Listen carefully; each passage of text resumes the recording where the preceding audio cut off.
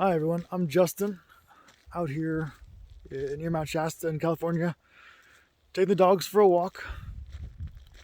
I'm going to assume people want a video.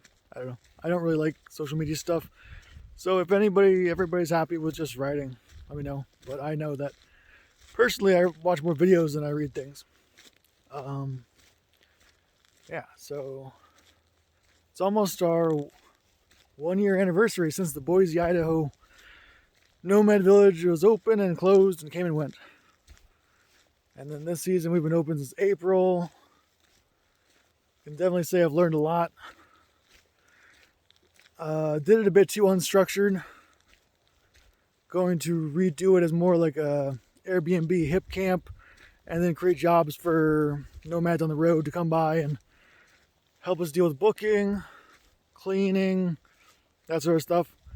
And in conjunction, working with a friend to maybe develop a nomad oasis to park at busy camping areas, fun games, showers, bulletin boards for finding local work, whatever else we can fit into a trailer that people would like.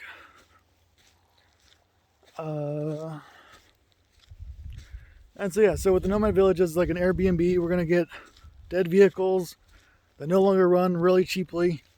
Try to have all the shapes and sizes of van life, RV life, and just give a space people can check it out, and the social aspects of living in that sort of community, what it would look like. Also, the anthropology nerd in me wants to like add a squatting toilet because there's 2 bathrooms, so one could be like that. Just show people alternatives that can enrich their lives that they might have never thought about. Also considering teaching like workshops. You just asked me for my inspirations, I'll tell you, but if you want to read those with me and watch some documentaries and we can have discussions, everything from sexual behavior to diet, what we're taught, why it doesn't work, what does work, and how we can live better and be open to that sort of changes. So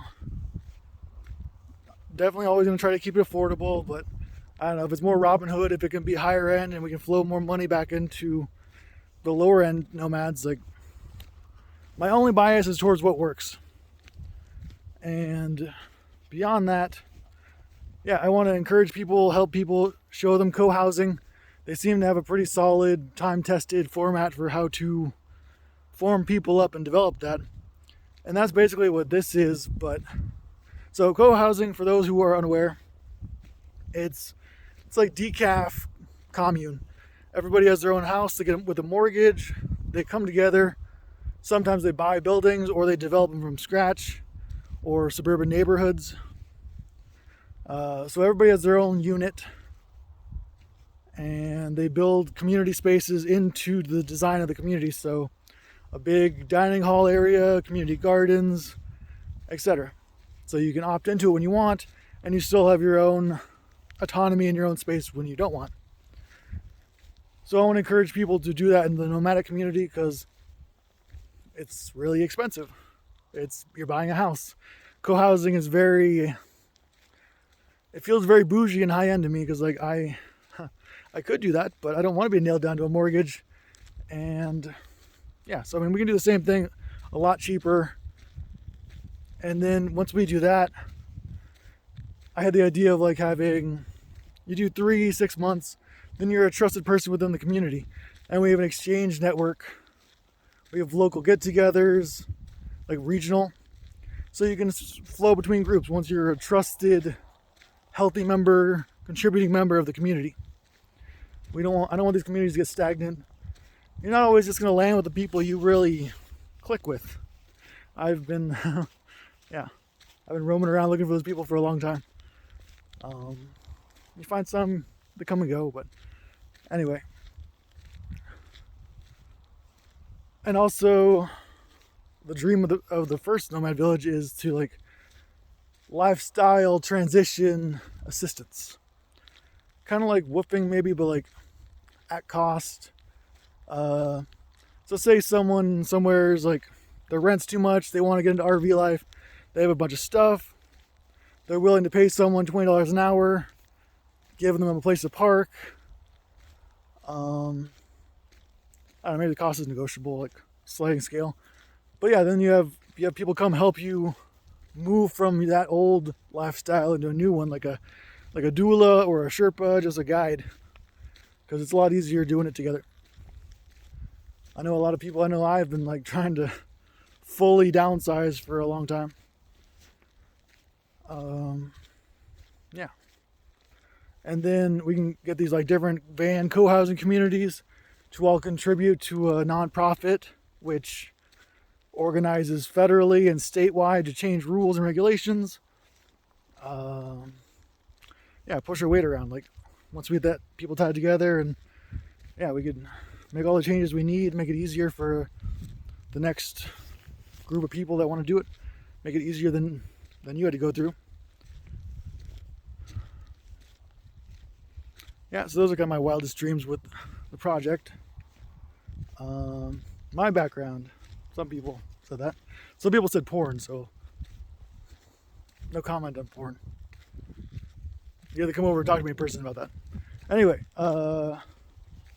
my background, I grew up in Northern California, like an hour from here. I was homeschooled for a while, so I kind of like avoided a lot of the weird indoctrination I feel like that happens to most people. I've always had a low tolerance for bullshit. Like, I'd rather be sad in my basement, my dad's basement, for free than like suffering and working and paying to suffer. So a lot of relationships that got stale. I never really got monogamy to work. I don't think a lot of people get monogamy to work, but a lot of people still try. I'm done with that. There's a different way. And okay, so I went to college in UC Santa Cruz. I was always a contrarian, like, again, not indoctrination, just people like falling into groups and not questioning things and thinking for themselves. Not for me. I'd rather have a good debate. And I've always been like, since before college, I love evolutionary theory. I think Darwin's theory of evolution is like one of the, yeah, it's just brilliant. And it really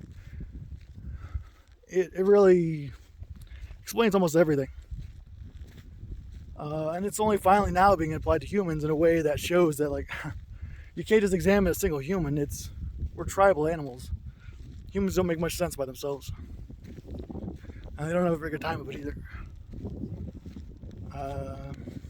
Okay, yeah, so I studied anthropology at Santa Cruz. Studied spider monkeys in Costa Rica for my senior project. That was a fun adventure, applying science. Like, I'm a logical dude and I love nature, so it was right up my alley. A lot of fun. Worked a little bit after college, and then in like 9 months in West Africa studying chimpanzees. That was a really beautiful, crazy experience in a whole lot of ways, really. But it sucks I'll never see any of those guys again. So definitely tired of developing those things, and yeah. So hopefully for some long-term relationships. That's why I love nomadism, because people have time to do things. Everybody else is so on a treadmill.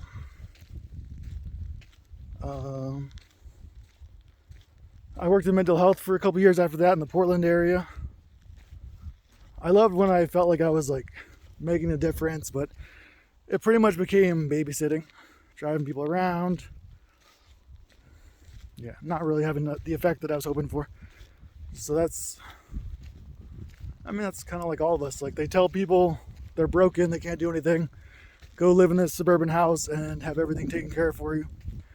Anybody, even if they weren't broken, would probably like have depression, or yeah, it's not a very good setup.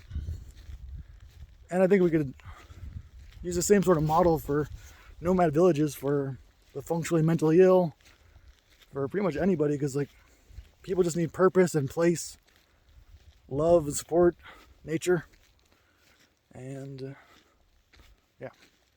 So I quit that. Worked on a wind farm for a little bit in Ohio. It was nice to get back to wildlife biology. I wasn't really sure what to do. I had thought about doing the military for a long time.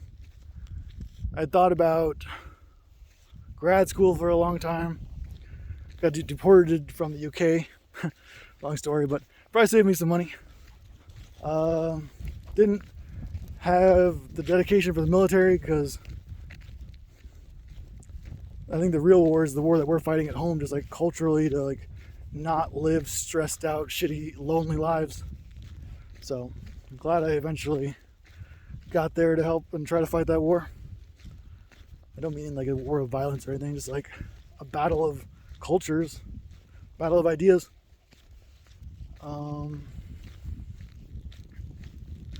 What did I do after that?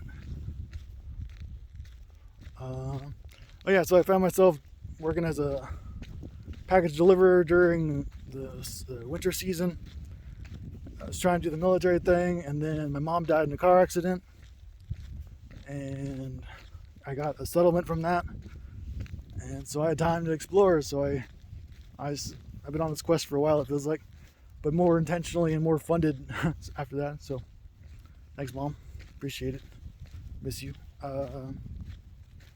Went to Hawaii because the Polynesian, like Hawaii is like the least American of the states. It was interesting. Should have gone to the Big Island, and I want to go back. Visited some communes. Very stifling. You like trade your freedom for community.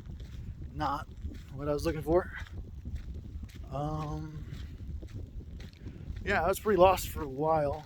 Kind of just like with the settlement, real estate investing, trying to like,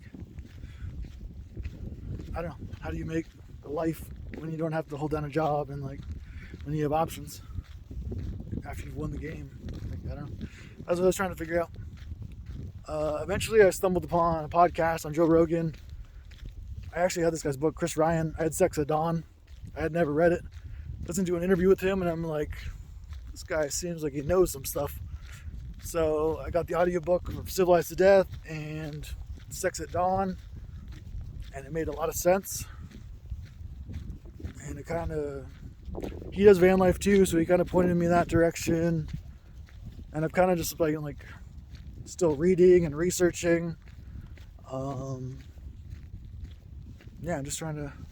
I was circling on like the Nomad Village type idea for a while, but eventually just like I think with van life as the final ingredient made a lot of sense.